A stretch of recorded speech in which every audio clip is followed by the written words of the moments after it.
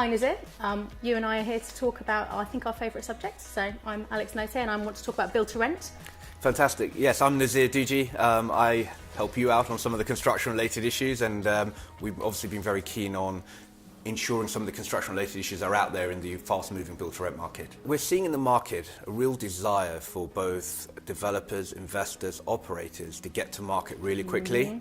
And sometimes the only way they can do that is by taking existing stock that's probably being built for sale and trying to convert that to build to rent use. Is that something you're seeing as well? To try and get this sector going in the UK, absolutely, people are acquiring stock that's already there, and we're seeing real successes with that all across the UK actually, not just in London, which is where people thought it would start.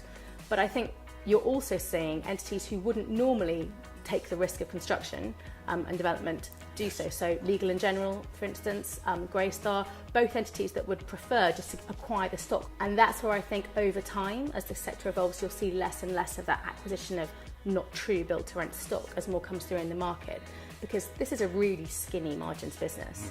And when you've got a building that isn't as efficient to run as it might be, if it could be designed to be, that's going to impact those margins.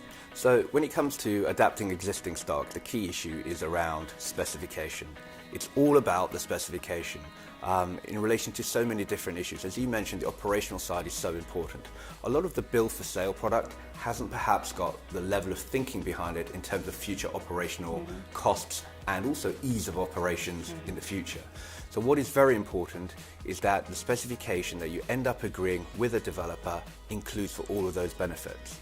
And sometimes you need to get that done really early. So when you're first looking at a potential scheme that you're looking to buy into, you need to have the specification agreed up front. Because dealing with specification changes later, as you know, costs a lot of money. We've been involved in schemes where, for example, they want to create more amenity space after the design and specification have been set.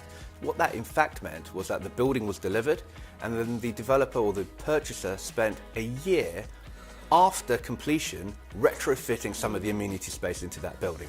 That means that building isn't being used for a whole year, no rental income, and you've got the cost of dealing with that much later on, which of course is expensive. One other interesting point for me on the specification side is how that links into the performance of the building, you know, the sustainability of the building. But how does that fit in from a kind of life cycle construction side of things? As you get people who are involved in the operational side of the building more involved in the design and development side, you are finding real keenness to get involved in that process. Right. You're seeing real desire to make sure it's not the tick boxing exercise, but more of a long-term sustainability exercise. And I think sustainability, look, is on a lot of developers' agenda as well as operational side. It's something that we owe to the industry as well. And I think we're getting more and more people very much keenly looking at that, rather than just being able to put it on their marketing stuff, but actually believing in it.